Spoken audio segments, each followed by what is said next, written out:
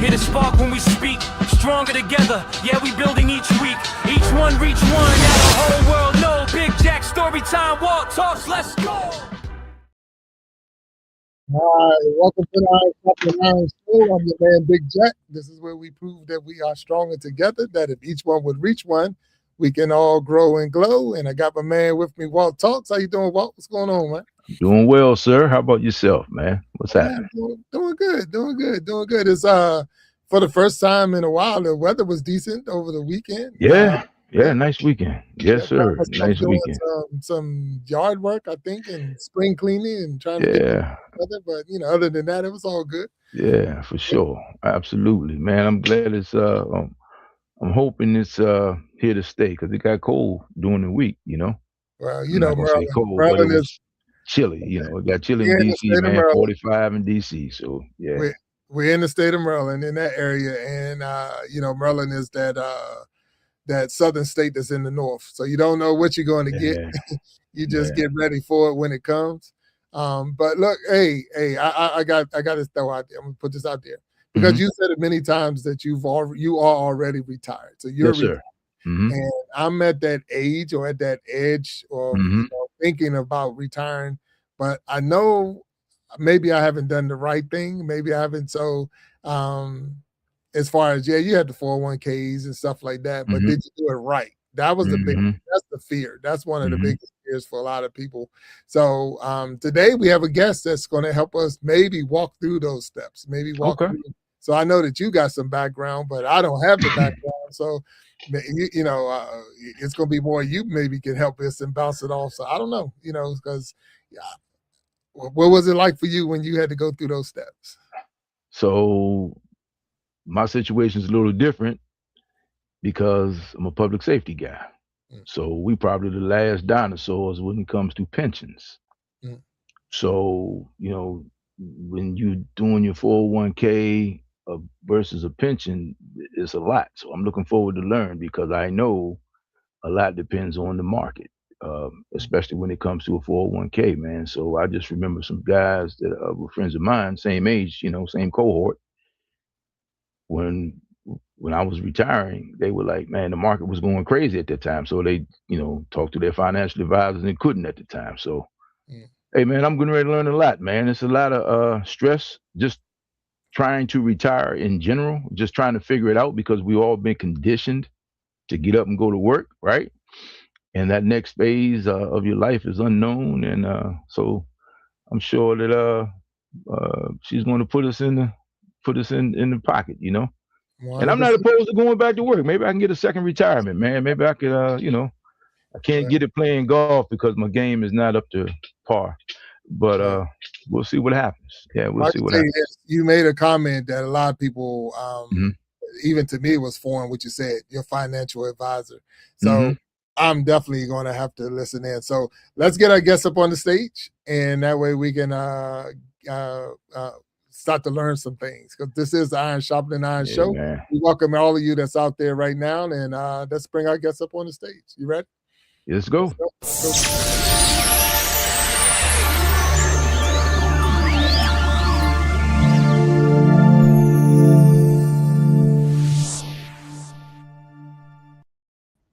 Oh, how's it going? It's going well. It's going well. So we have Monique Etheridge with us on the stage. Welcome to the Iron Sharpening Iron Show. Thank you. I am Big Jack Storytime. This is my co-host, Walt Talks. Or this is the other host, Walt Talk. Co-host. And we are live on Facebook. We're live on YouTube. And when the show is over, we'll make cuts and put it on Instagram and TikTok and Twitch and all the other social media networks. But right now, we just want to welcome you to the show. And I'm just going to say thank you for being here. And can you please share with our audience that's out there who you are? Who is Sure. My name is Monique Owens Etheridge. I am, first and foremost, I'm a daughter of the Most High God. And let me start from beginning to end. I was born in Memphis, Tennessee. I'm an Army brat. My father was last stationed at Fort Dix. So a lot of times when people know me, they think I'm from New Jersey, but I'm actually from all over. But I was born in Memphis. My mom and dad families mostly are in Memphis, Tennessee. So shout out to my families who's watching me, because I told everybody to watch me in my group chat. But I finished high school and undergrad in New Jersey. So I finished from Rutgers University. I finished from Rutgers University because my mom told me I was going to go. It made me go. I thought I was going to go into the Air Force, but my mother cursed out the Air Force recruiter and made me go to Rutgers. And so, but years later, I went back to thank her. And so, when I was at Rutgers University, I have a bachelor's in economics.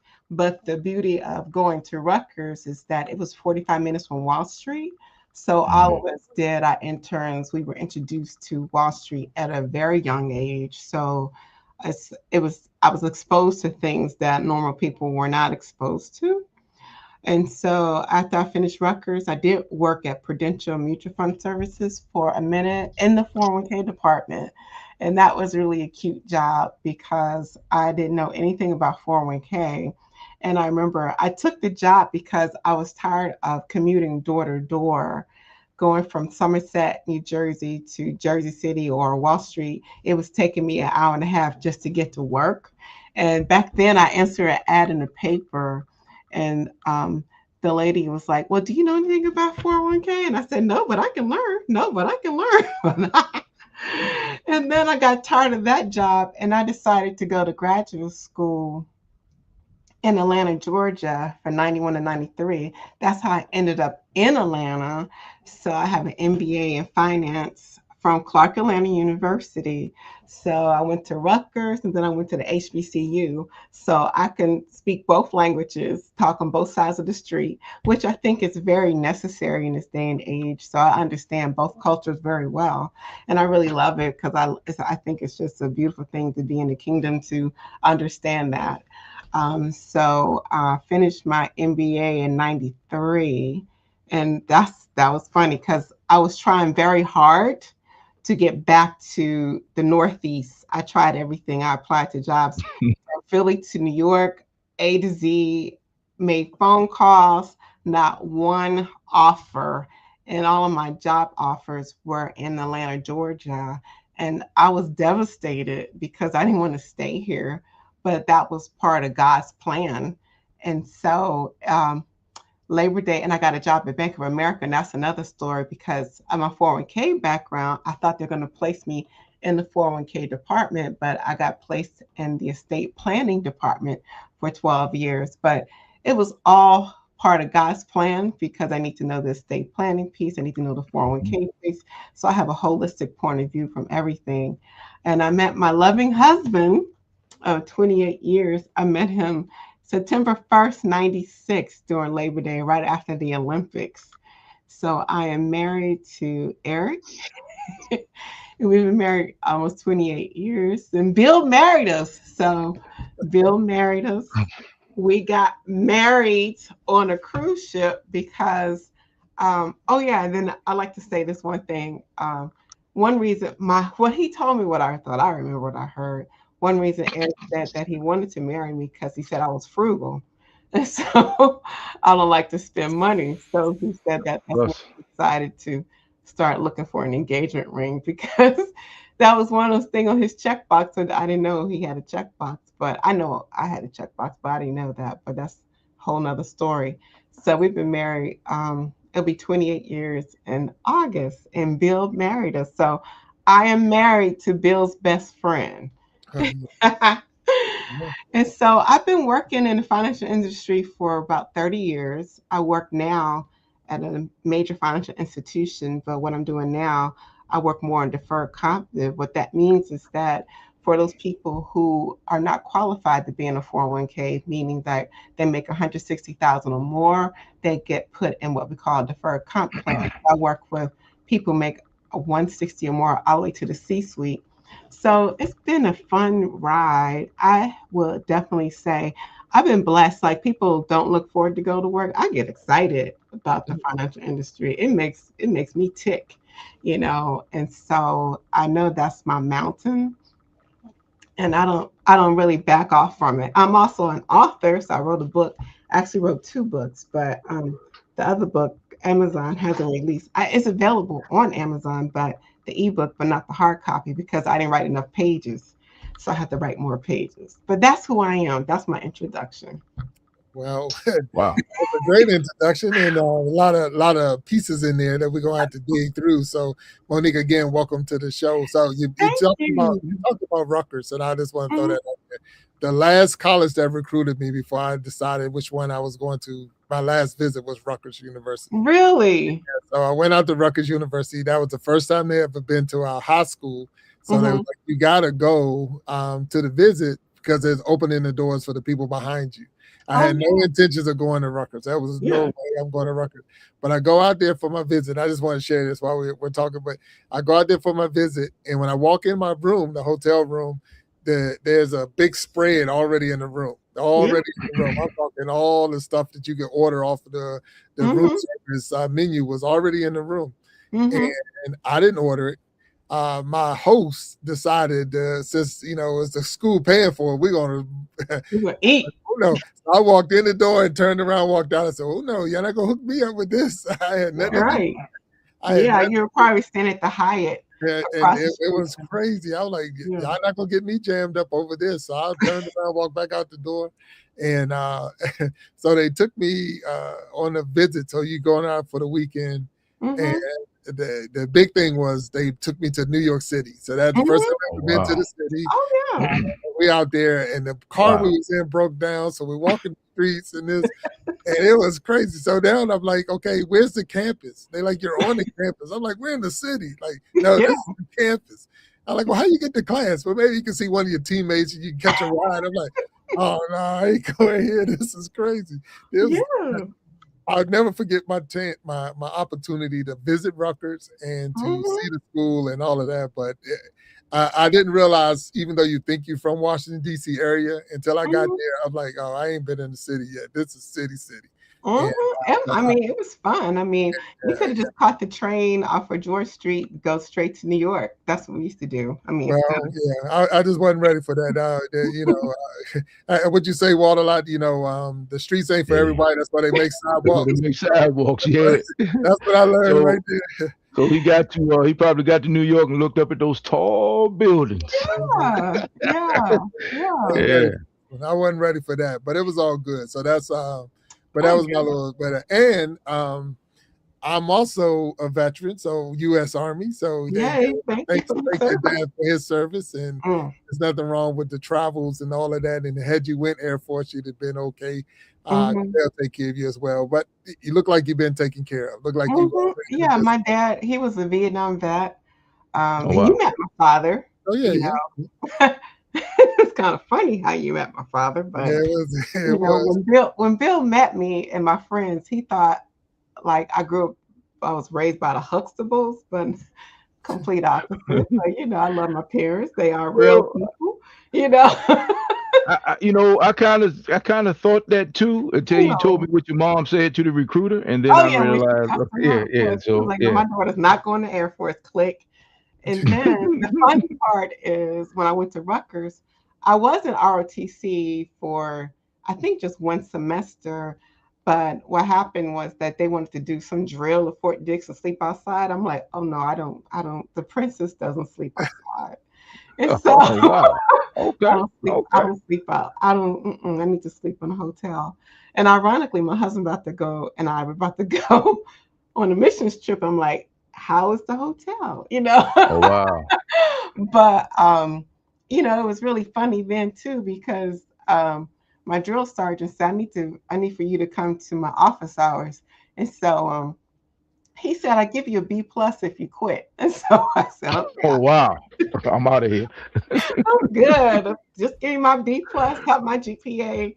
So I never served in the military, but my father did 23 years. And we moved around. My early years, we moved like every 2 years, which I think was really good, because I think that's why I don't know a stranger to this day, because, in kindergarten, you first say, hi, my name's Monique. In second grade, you're like, hi, my name's Monique. In fourth grade, you're like, hi, you're moving around so much that, but I really enjoyed that experience because I feel like I can go anywhere and just fit in because I had to at a young age. And so me being in Atlanta and in the house that my husband and I are in is the longest I ever lived anywhere.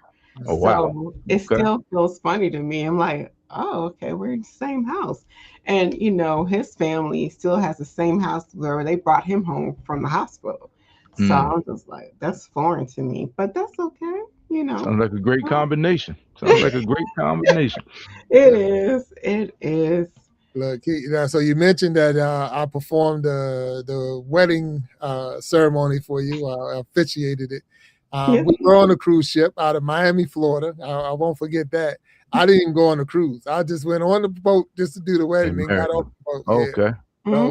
So that was, but it was good. It was a great opportunity because look, I had never been on a cruise ship before, so that was the first time I've ever been on one. So I'm like, oh, so now I gotta do some cruising because this thing is nice. I had never been on it. So, Was it the first wedding that you ever officiated? That was the first one. So I've really only done two, and both of them are still married. So I said I'm quit while I'm ahead. So people ask, "Are you married?" I'm like, nope. Yeah. You got a perfect score, man. Perfect record. Yeah, that's pretty good. Oh my God, that's that's pretty good. 20 years, and you're doing 28 years. Yeah, I never officiated a wedding either. So yeah. So I've never, unfortunately, have done funerals, and they're all completed too. They don't come back. So. Just joking on that. But waitress, he's appearing sale Thursday. Tip your waitress. On the wedding side, I'm 2 for 2, and I'm just gonna keep it like that. Yeah, no, but it was a great experience. Super happy for both of you. Yeah. For those who don't know, and we've had Eric on the stage before, having Triple E, in my life, all my life, pretty much, and like having, my circle is right here. I got Walt up here, got Triple E. Only one missing is my man Q. That's my circle right there. So that's funny. So, but that's just good. But Monique, you're dealing in a lot, and like I said, we're going to get into some of your professional experience and all, but growing up around the world, so everywhere and this and that. I know you mentioned Germany and other places, and you even said that was good because you now I'm open, I'm free, I can go around, I can do anything and all of that. So would you discourage someone from going in the military? Not that you've been in, but because of your experience, would you say, hey, don't do that, don't go in? I would just say be prayerful, because at the end of the day that you signed up to fight, Right. And so my thing is, let's talk about the worst scenario, then let's talk about the best scenario. Be prayerful about it, but I would never discourage anyone from doing it. I think it's an honor to serve your country, and it has a lot of benefits to it, like the free healthcare that comes out with it. And like my father and my mom right now, my father passed away 13 years ago because he was a disabled Vietnam vet. She doesn't have to pay property taxes on her house, so that's a blessing, especially living in New Jersey, because the property taxes are very high. Very high. But trust and believe, they do check to see if she's alive, And I'm like, you want to come see her? She, come through. She's right here, But I wouldn't discourage anyone. I think it's a good career, particularly if you don't know what you want to do. It's a good time to figure out what you want to do. And if you do your time, they pay for your education. So I think that is fantastic because education is expensive. I mean, like I say, I'm U.S. Army. Did my time. I went in a little different. I went in on I was already in college before. I remember. So, and getting in an argument with the football coach, and that's how I ended up in the military. Got in an argument with the football coach, Bill. Yeah. He's been a bully all his life. He's been a bully all of his life. He bullied me when we were kids, so he's been a bully. I'm at West Virginia Tech. I'm at West Virginia Tech. We're practicing at 6:00 in the morning. I didn't even know the skies were purple until that time, and I'm like, wait a minute, actually that purple sky thing is real. That's real. So it had to be a cold morning. Probably Q or somebody hit me and it really hurt my hands or whatever. So, and I'm like, I'm frustrated. I'm just upset because you know, it's too early in the morning to be playing football. Yeah. And so I'm talking to the coach and I'm like, hey, if I want to get up at 6 o'clock in the morning, I'd join the Army. And he said, well, join the Army. I'm like, I will. So I went right down the hill from practice field, went straight to the recruiter and said, what did I do to get in the Army? That's how I got in. That's how it happened. That's it. I heard that story so many times. I didn't hear your part of the story. I just heard that. That's how it was. And all of a sudden I'm talking to Eric and Q and like, hey man, I'll see y'all later. I'm going to basic training. What? Like, yeah, look, it is funny because hey, Walt, you wouldn't know this part of it, but I was the one that brought all of them to West Virginia Tech. I was like, hey. Oh, yeah. And then you bailed. Yeah, I can see that. Yeah. So I recruited them all and got them in. And because you were at Virginia Tech, weren't you? I was at Virginia Tech. Yeah. See, I remember. Q was at Virginia Tech as well. So I went by and I picked Eric up from Frostburg and Q come on with me from VT. We went and got Cliff, and we got people from all over the country. Hey, come on. We're gonna build a team. Yeah, I know. And then I got a picture in our guest room. He has the picture of 4 of y'all in your. Oh yeah, we're all living in one house, 710. Well, no, not that one. You had your football uniform. I gotta take a picture and send it to you. Oh yeah, do that. So Eric is in the chat. So the chat is going, you know, but he's in the chat and he said those walks to the gym at 4 a.m. is crazy. Yes, 4 a.m. because you got to get dressed to go to practice. So you up at 4, walking up to the gym, getting on your uniform and all that. Like nobody wants to do that. Eric took me back there for something to visit, and I said he should have graduated valedictorian because there was nothing to do in West Virginia. There's a whole bunch of tumbleweeds, like Gunsmoke or something. We found stuff. We found plenty of stuff. I was about to say that's where they found stuff to do. Yeah. Look, you don't have to look for trouble. Trouble will find you. So yeah, I can imagine with y'all. Yeah. Okay. Especially not you know, hey, he knows it. Especially finding Q. Q found it. It found him everywhere. So I spent more time about the Q stories, and then the Howard came along. And Howard came, and that made it even. Yeah. So. But we had a good time. We really did. What want to know about retirement of 401k? Huh? Say again? What you want to know about retirement of 401k? Like say, let's get off of that. Let's go down to so no 100%. So now I'm at that age. So that was fun back in the days when I was 23, 22, 21 years old. But now I'm not. I'm 55 years old. The double nickels. I'm double nickels. So eventually I'm going to hopefully retire. Yeah, I want to retire. So with all of that, so that's a big, and I'm not the only one. I'm sure there's people that's watching right now that's in 401k programs or not some programs or whatever. So let me talk to you per se. So you work in corporate America still, correct? Correct. That is correct. And you have a 401k plan. That is correct. And does your company have a 401k match? Yes. Okay, so you need to be at minimum investing that amount to get the match because you're walking away from free money. Correct. So, but what if I will always advise people what they need to do, like someone like you who's thinking about it right now. When we finish this YouTube or this broadcast, I would log into my 401k and I would just see there has to be something on there to give you a projection. Are you on track or you're not on track? Okay, so I would see if I can plug in, like if you have an IRA from another company or a 401k plan, and you need to put it all together into this module that's on your 401k platform, because I know it's on there because it's on everybody's platform now, just to see if you're on track or not. And I always tell people, you want to have some money in the stock market because that's how you beat inflation. So they say inflation grows like 3 or 4%, and the stock market over a course of time will, go like 8 or 9% per year. So you have to put money in the stock market in order to beat inflation. So you're tracking with me? Oh, I'm listening. Oh, yeah.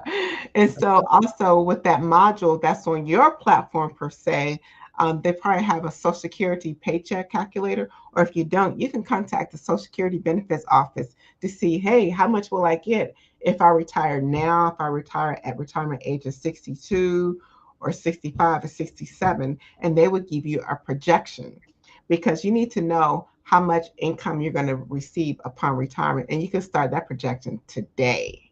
You don't have to wait until you reach that quote unquote retirement age. So I always tell people, once you get into a 401k plan, only reason why you touch it is you need a body part or something. I don't recommend getting money out your 401k for nothing, because what happens is that is money out of the market. And once you take money out the market, you're erasing all that growth, all that interest, all that dividends that you no longer receive if you take out a loan or a hardship withdrawal. Now, I know things do happen that people do have to touch their 401k plan, but I'm from the school of thought you don't touch it for anything in the world unless you need a kidney or something.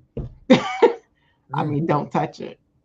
But some plan sponsors do put in their plan document that you can or cannot touch it. Some union plans have that language in there that you can only take a hardship withdrawal, and a hardship withdrawal is for you're about to foreclose on your home, you're about to be evicted, or a medical emergency. That's the only way you can take it. Because what I used to do when I got back into the 401k world, I was one of those educators where I had the privilege to go around the country to do enrollment meetings. So I met all people from all walks of life, from A to Z, from the janitor to the CEO, to talk about enrollment. And, ironically, I had a coal mining client in West Virginia. And the coal miners, it was that one particular company where they had the coal mining explosion years ago.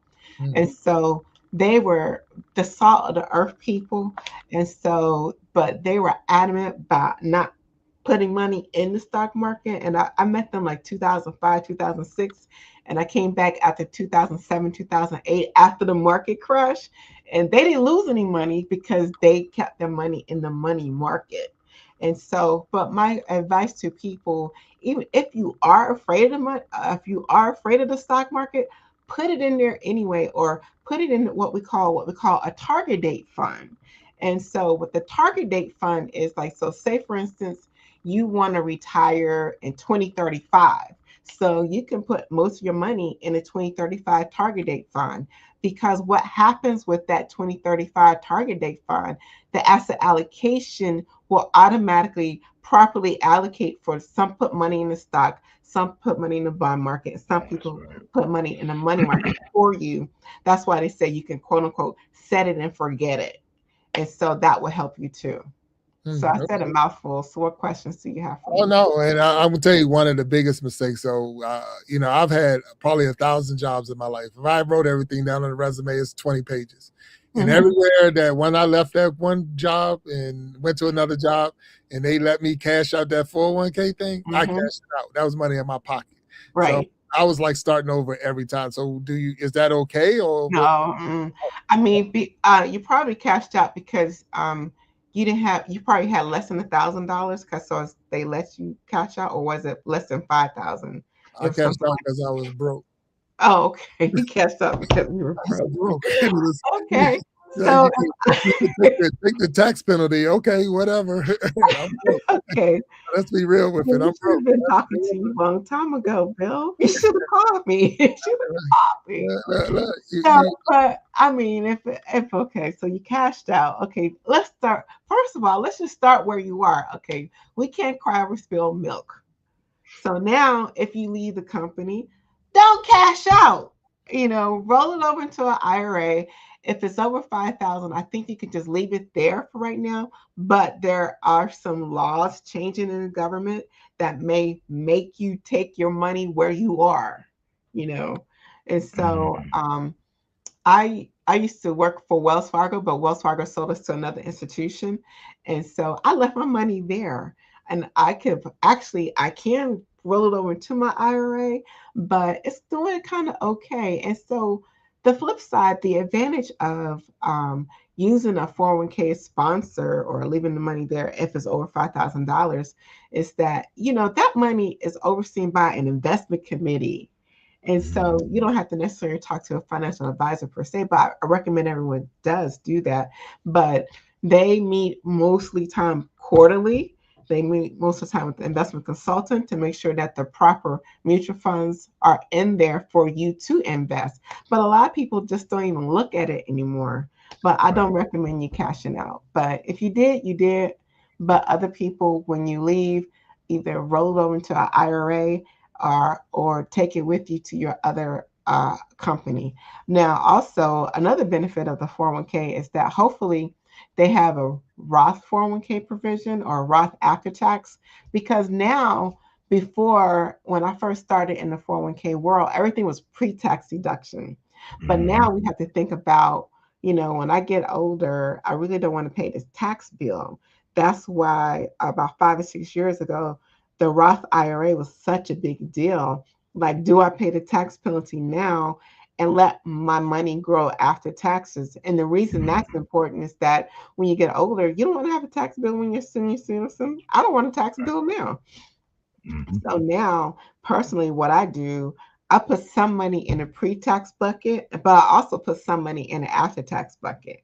Because when I want to start decumulating, the first bucket that I'm going to decumulate is going to be the after-tax bucket, because I'm trying to kick this can down the road as long as I can, not to pay any taxes. Okay, all right. So we do have a question that came in the chat, and it's from Jesus Influencer. And it says, and I'm going to put it up on the screen for you there. Is there any stipulations in a target date fund? No, there's no stipulations, but what you have to do is you need to go on to your 401k provider, and then what you would do, you would click on that fund fact sheet and just look at it. So there's no quote unquote stipulation to the target date fund, but they're what we call expense ratios. Now you have to pay these investment managers, and so you may want to look on the fund fact sheet to see how much they're being paid. But if you're in a 401k plan and you're looking at the target date fund and you're looking at the expense ratios, if you have questions about that per se, that's probably someone you can contact at your company. And a lot of times, some of these plan providers, you are able to get a free, at least one Zoom call or talk with a consultant sometimes that comes with it. Okay, now how often should you have that conversation? Is that once a year? Or I would say once a year, at least once a year. Now, I don't talk to anybody because of my background, but one of my best friends is a financial planner. And so, the two of us get together, is like, we probably give other people a headache because of what we're talking about. But, she was the one talking about the decumulation. You have to have the proper decumulation, figure out what you want to take out first. And so now that's what I'm thinking too, like what I'm going to take out first, or what I'm going to do first. Do I even need to even touch it? And so blah, blah, blah, so yeah. Now, we did get another question came in, and I thank you all. And if you do have questions for Monique on this, please put it in the comment section. We'll do our best to make sure we hit everybody's questions and even comments for Monique. And thank you for tuning in to the Iron Sharpening Iron Show.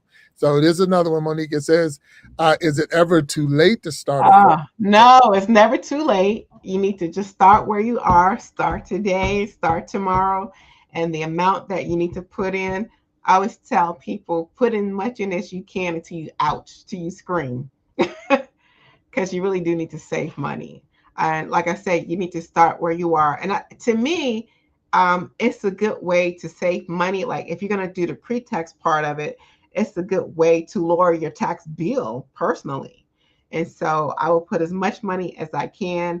And sometimes there's like a payroll calculator that you would see how much you will bring home based upon if I put 5%, if I put 6%.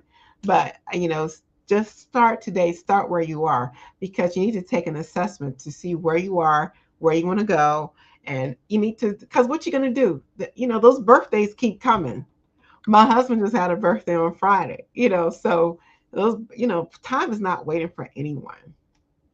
Now, that's a good point. And what I noticed, I do know, when I hit 50, they sent me a letter saying that I'm at the age now that I can play catch up. Now you can put a little bit more in what the normal is, because you're at that age that you can catch up. So that was one of the big things I did. I because of all the years of not cashing out, right? Like, you need to catch up. So I said, okay, I could pay a little bit more because it allowed me to put a little bit more in to catch up on my 401k. That's good. So I'm not going to hold, because I know Walt's, he probably sitting there biting at the bit a little bit. I'm listening, man. I'm taking it all in. Retired, so you don't have to worry about one this. thing she did say that perked my ears. So I'm a retired firefighter.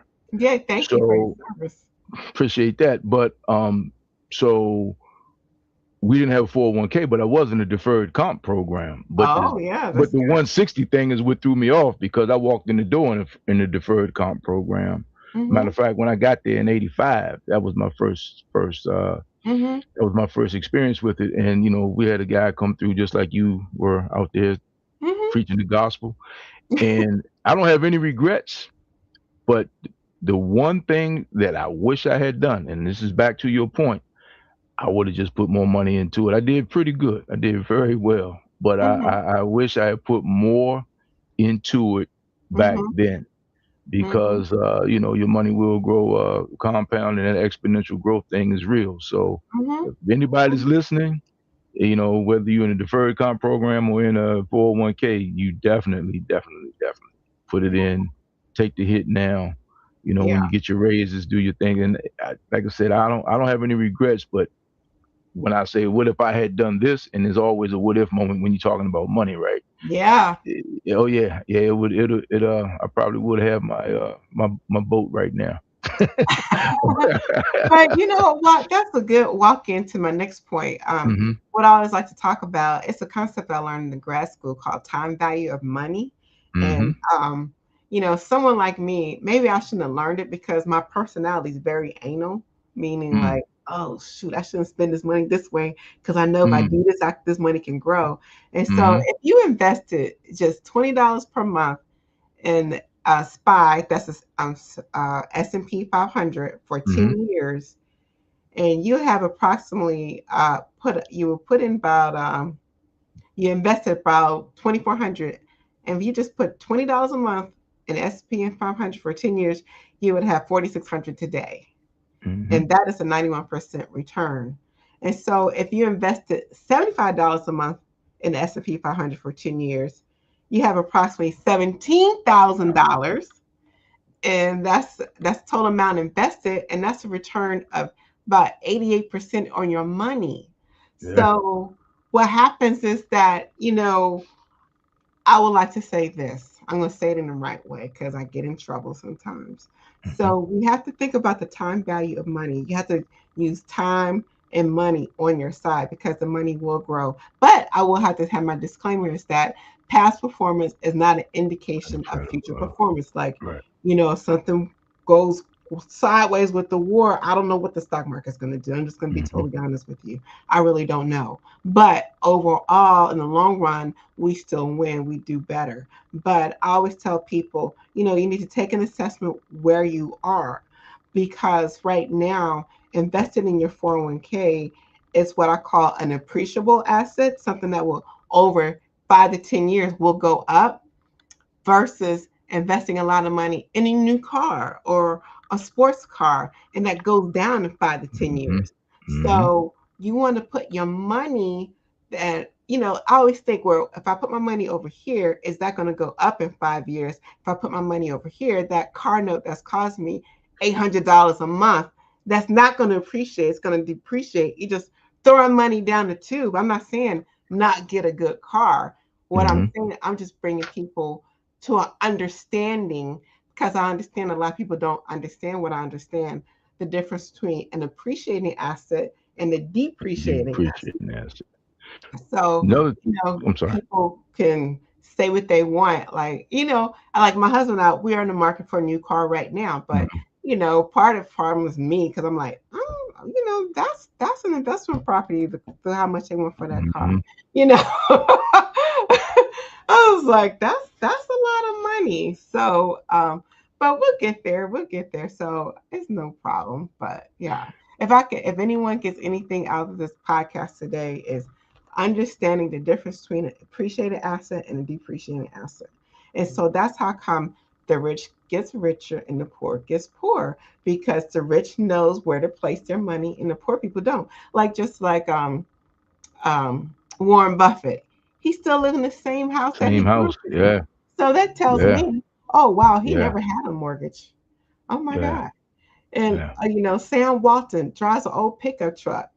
You know, Bill, the guy who created Microsoft, Bill Gates. Bill Bill Gates. Gates, Bill Gates. drives a Yeah. Toyota Camry. Yeah. Hey, He's wait not a minute, wait a Yeah. walking minute. What's in a wrong with the camera? Bentley or Nothing. Mercedes. So this is the mindset. We have to shift our mindset on what's an asset and what's not an asset. Right. Because at the end of the day, nobody's going to save you. That's true.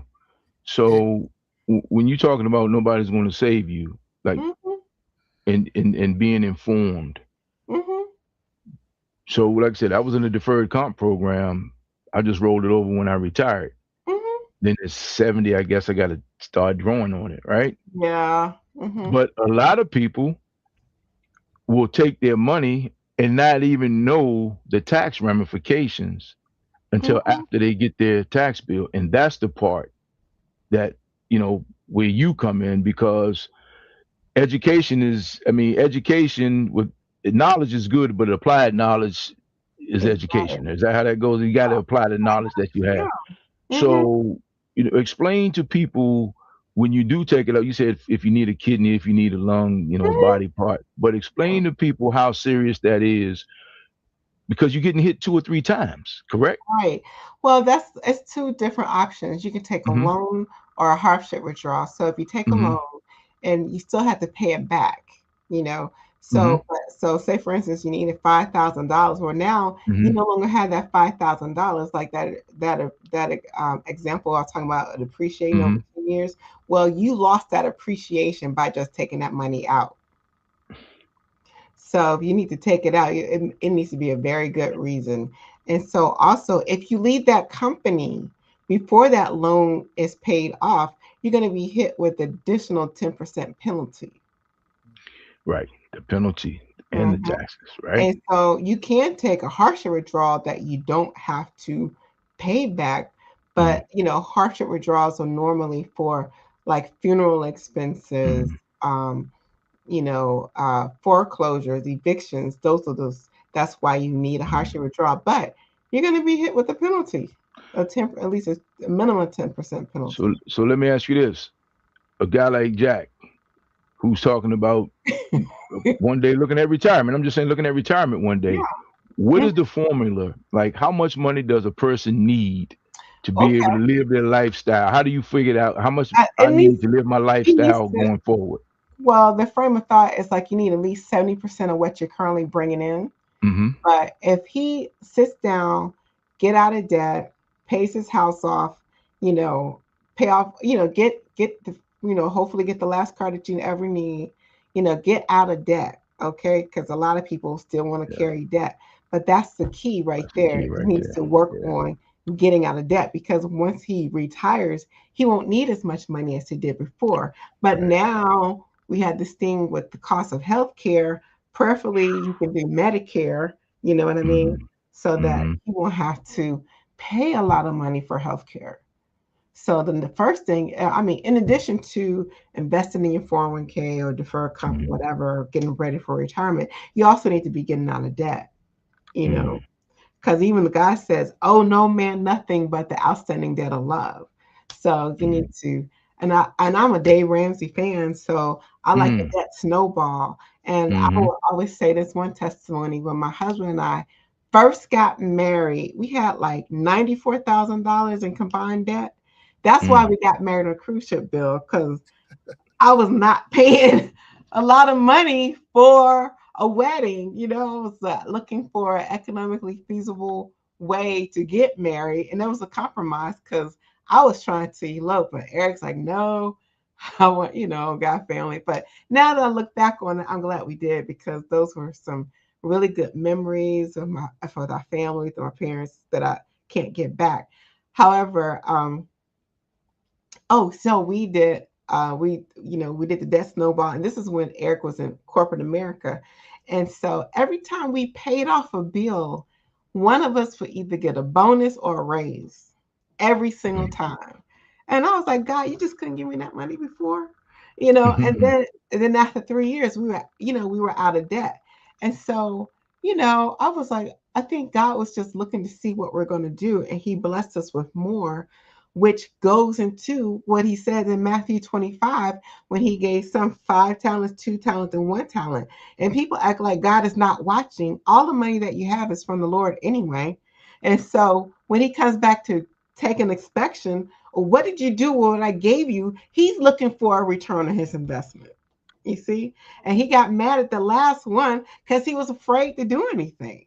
So you got to break off fear. So someone like Bill, who's looking about getting retired, first thing I would say, how close are you to paying off your mortgage? Do you want to stay here forever? Where do you want to live? That's the first thing you need to figure out. And then you have to figure out your expenses. And so, that's what you have to figure out. It's all part of the plan. It's not just one thing. How much you're going to get in Social Security? Do you have a pension? All that good stuff. Well, I mean, it's definitely good facts that you're putting out there. And for those who are out there, because they only know me as Big Jack, I am also Bill that she's talking about. So I'm sorry.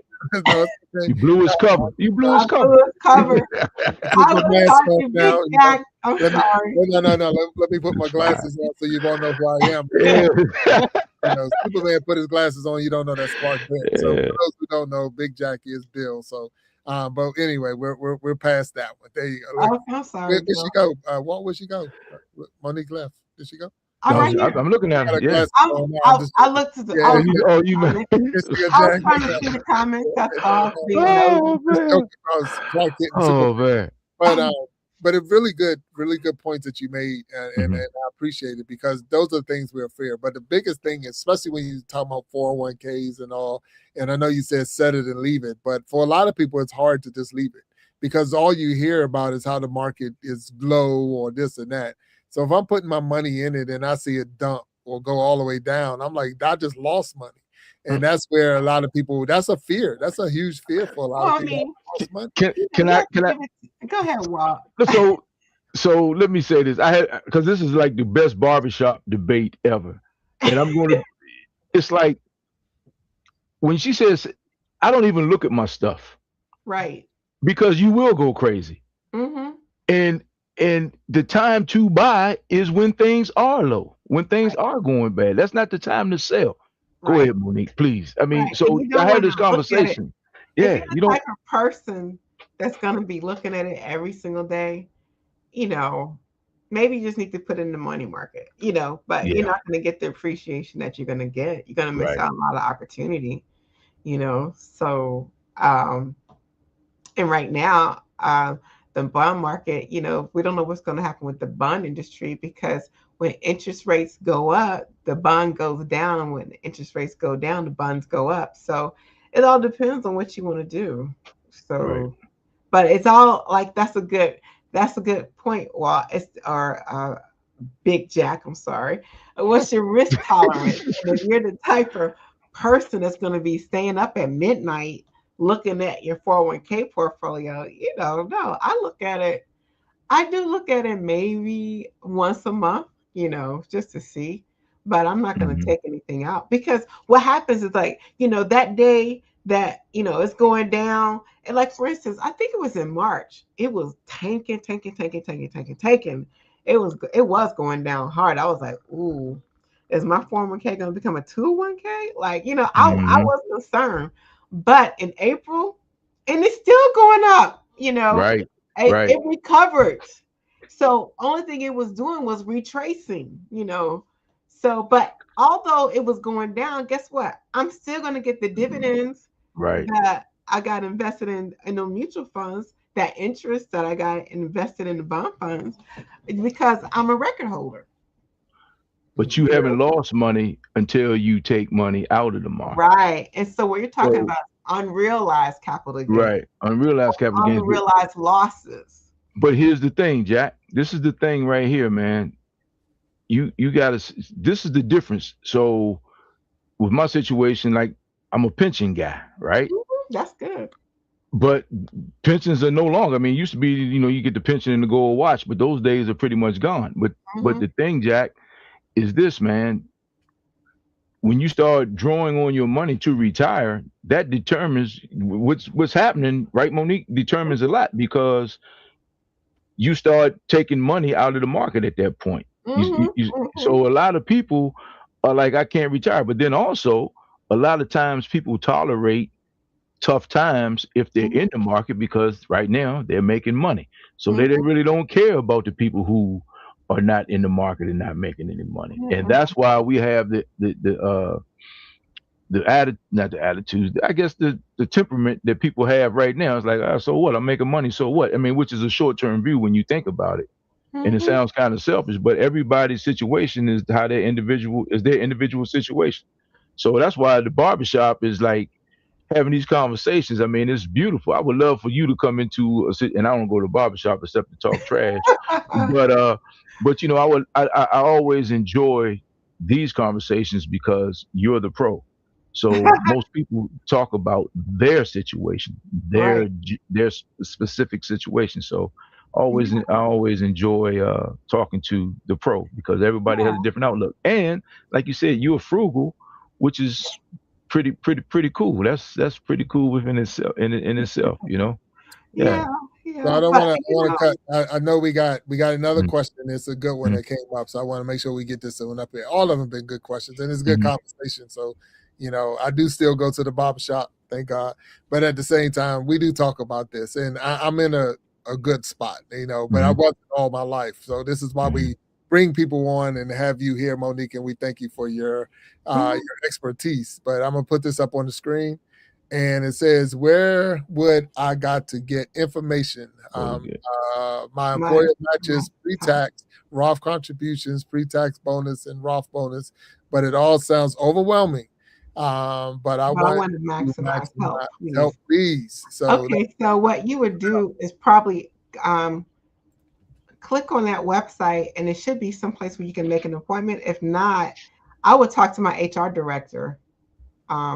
And see who can I talk to, because it should be someone that you can talk to. So, yeah, you want to take advantage of the match. The thing is that in order for you to get their employer match, most of the times you have to be in it to receive it. So if you're maxing out, that's good. So, or if you have money, or you have also an IRA or something, I will also talk to my banker to see if they have a financial advisor, like at the Wells Fargo, Bank of America, particularly if you walk in the door and say, I'm thinking about rolling over. And then they're going to start talking to you, you know, because they want to invest your money also. But the first thing for the Jesus influencer, I would look on their website to see where she can click and make an appointment with somebody. Hopefully she can do that. If not, I would talk to my HR employer to see why they don't have someone to help you. But they may have someone, but I know that person, I can call. The thing is, and in reality, in Jesus Influencer, I want to say thank you for putting the questions up there. It is almost like speaking Hebrew and Greek. When you're reading it, like, you know, it's like, oh, there must be the King James version that they give you, because it's not plain to me. I need to speak plain to me. So, and that's where one of the biggest problems we run into, because it does. It's right, and that's where and IRA and this and that, and you get confused. You really do get confused on what are you doing, and am I putting anything in, or where's it going? Because it come out on my statement, but it don't look like it's growing or anything when I look at my, you know. Stop looking at it. Stop looking at it. That's the, you know, tell me to stop looking at it, like telling me to stop looking at my phone bill when it come in, or my electric bill, because I know that's where my money's going. I know that when that bill come in, my money's going. So to me, sometimes it sounds almost like a bill that I need to pay my 401k, so that eventually when I decide to retire, that I'll have something that I'm putting into, I'm investing in it. But it's a payment. And when you're living paycheck to paycheck, or you know, it's, you know, you start making that decision, do I eat or do I put more on my 401k? Because it's really not a lot to go around. And I don't want to, I'm going to stop right there for a second, because it's hard to believe we ran out of time. Monique, you do have a book. I want to make sure we do have a book. Yeah. So I'm going to put it up on the screen. Can you tell us a little bit about your book? And yes, actually, I wrote this book years ago. I do have a second version on Amazon. You can get the second version online only. I just can't print it out yet because I had to write more pages. But anyway, I wrote this book years ago. When I was at my other church, I was part of the benevolence ministry. And so what would happen is that if you came to the church and you wanted us to pay, I don't know, some back rent or mortgage or whatever, like a large bill item, you would have to come to my class, my finance class for 3 weeks. And at first, the first time people would come, sometimes it was a captive audience because they didn't want to be there. But after 3 weeks, they fell in love with me, and I got a lot of tidbits from the Lord about what to do about getting out of debt, about finances, what God says about money. God talks about money more than faith in the Bible. So he is concerned about your provision. And so that's my book, and that's what I wrote out of it. So it's a beautiful thing, and it's available on Amazon. So the book, the second version Yeah, is it's the same name version too. no, I get that, but I mean, so where did you stop with the first version, second? What is new in the second version? I Is just updated it like that, okay, but the green book I wrote back like in 2007. seven. So Okay, gotcha. yeah, That was and it. the Okay, other book I wrote in 2026. So things have gotcha. changed, so I updated it. Yes, yes. Make it more modern. Okay. Yeah. Mhm. No, And and so it's really good because and I also talk about like multiple streams of income. Just don't like rely on your employer about Mm-hmm. it. But I like the fact that I like when people, do a side hustle, do some things besides working every single day to get an extra extreme income. Because I remember, I don't know whose church it was, but they were using my book in their beginners classes. And I couldn't even thank them because I didn't even know who they were. But every month I was getting a royalty check. So I was like, thank you. Thank you and very I know that you're a I don't say a content creator to a sense, but you do have a YouTube page and a Yes, I Facebook do. page. And we did put your YouTube and your Facebook information there in the chat. So Mhm. those who are watching, if you want to reach out to Monique via her YouTube, she needs some subscribers. I know she got Yeah, 3. I just started my She YouTube just started, station. just started the So page. I need to get to 1,000 people. So I've Yes. been loading it up. I haven't done anything live yet. So be gentle with me. I'm Well, not. you have to have at least 50 to go live. So I can tell you Oh, I Yeah. that. gotta go 50. Oh, that's what it is. So you already it's all kinds Thank of you. rules to get there. There's all kinds of rules, but you'll hit 50 with no problem. You got to And keep messages going she up. needs to join your class on Wednesday night, Jack. Wednesday night, which is the Grow and Glow Academy, every Wednesday or the second and third Wednesday of the month, and What we're is teaching that? people how to actually build their channel to get to the Oh, what next time? part. 7 p.m. Eastern time every Wednesday, or second and third Wednesdays of the month. It's called the Grow and Glow Academy. So, Monique, we're out of time. Oh, I We're can't really, really believe out it. of time. But what I want to ask you is this one, and you can throw it how you want. What message do you have for anyone out there? So I'm just either I'm getting started, I'm in it, I'm trying to get like the Jesus influencers been asking questions. So we're going to ask you to take this last couple of minutes and give us some great advice or any advice on what to do and how to get ourselves faithfully financially secure and Mhm, non-faithfully financially secure. But mhm. either way, we need to be financially secure, not just for Okay. ourselves, but for our Yeah, future. So that's please, this time is yours. Tell us what to do. first step is take an assessment of where you are. You need to know how much debt you have, how much you owe, how much does it cost for you to live every month. Because if someone says, "Oh, I want to bless you with a check this month to pay for your expenses," do you know even what that is? So that's the first step. Find out how much does it cost for you to live. Second step, do a debt snowball. Let's get out of debt. So what that is, so say for instance, you owe $1,000 on this credit card or 10,000 on this one. So you pay extra money on $1,000 credit card first, and then after you pay that one off, you take that minimum and go to the next one, just like Dave Ramsey says.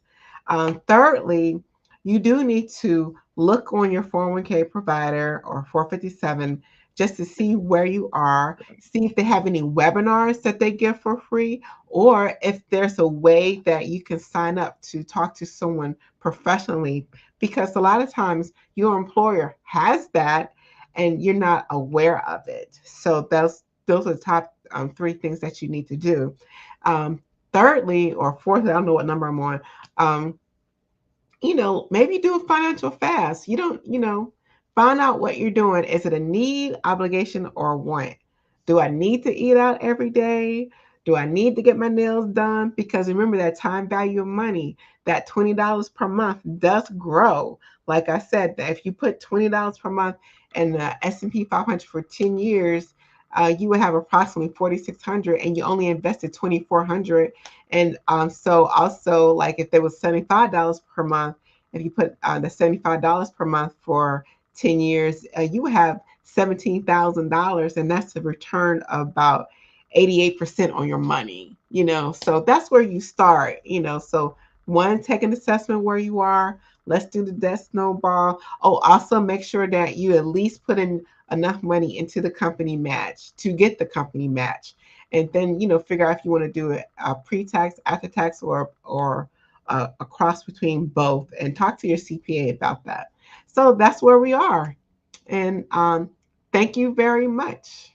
All right. So we want to say thank you, Monique, for being a guest on the Iron Sharpening Iron Show. Walt, as always, I just ordered the book. Thank you. Thank you so much. Is ordered by Walt Talks. We thank each and every one of you who was out there today in the chat and hanging out with us. Continue to tune in and watch more and more episodes of the Iron Sharpening Iron Show and the Iron Sharpening Iron universe. We got a lot of good things going on out there, and you should be a part of it. We are stronger together, and if each one could reach one, we could all grow and glow. But until next time, we ask you all to stay blessed and stay sharp, and we'll talk to you later. Monique, please hold back after this, and we'll talk to you behind the stage. Thank you. Okay, thank you. Good night, everyone.